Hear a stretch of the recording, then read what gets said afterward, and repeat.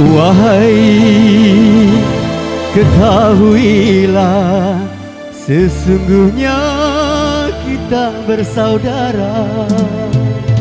Wahai, berpeganglah pada tali Allah Ta'ala.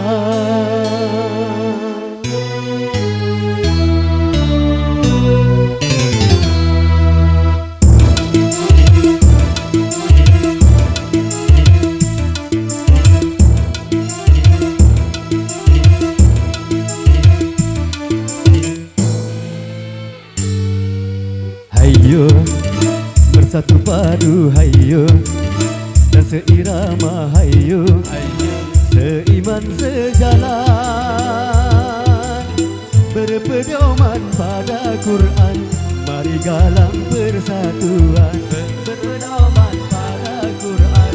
Mari galang persatuan. Hayo, bersatu padu hayo, dan seirama hayo, rapatkan barisan agar semua musuh Islam takkan punya kesempatan. Agar semua musuh Islam takkan punya kesempatan.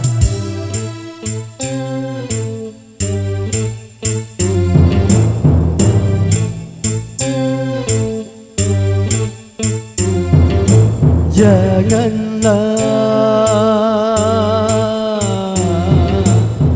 kalian suka berpecah belah,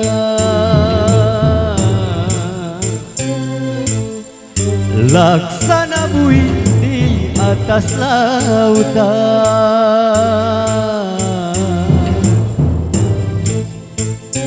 selalu diombang-ambingkan.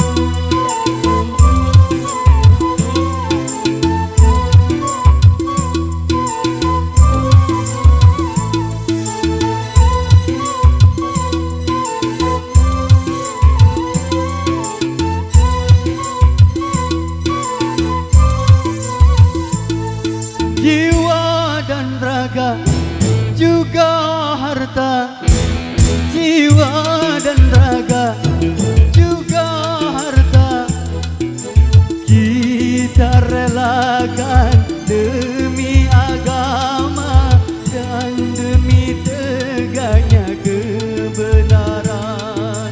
Kita relakan demi agama dan demi tegaknya pertenaran.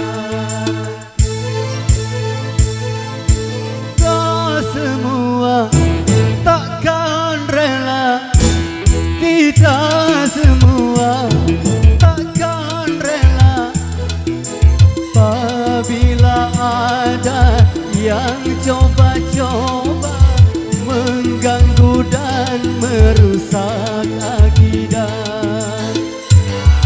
Apabila ada yang coba-coba merusak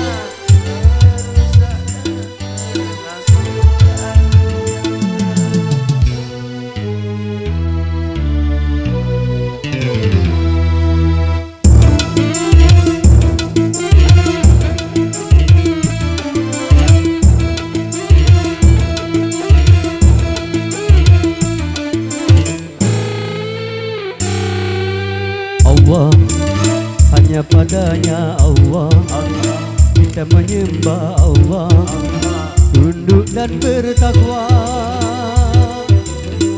berpedoman pada Quran. Mari galang persatuan,